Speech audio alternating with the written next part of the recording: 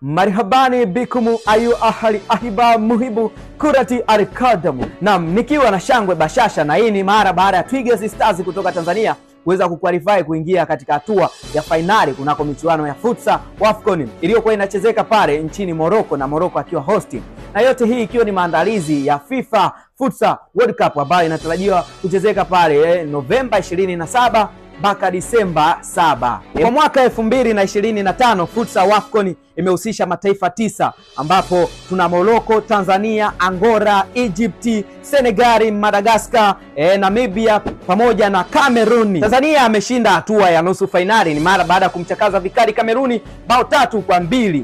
Wakati pia Morocco akimfumua vikali Angola bao 5-1. Moja kwa moja hapo finali inaenda kuwa ni Tanzania dhidi ya Morocco. Baada ya Twiga Stars na Morocco kuweza kuqualify katika hatua hii ya finali kunako michuano hii ya futsal AFCON mwaka 2025, moja kwa moja zimeweza kufuzu kushiriki katika FIFA Futsal World Cup ambapo itachezeka pale Novemba 27 mpaka Disemba 7. Bwana, shout out kwa Tanzania, shout out kwa Morocco. Mimi ni kila laheri nikiombea Tanzania pale tarehe 30 Aprili mwaka 2025 katika finali hiyo iweze kushinda na kuleta kombe maskani, yani Tanzania. Bye bye.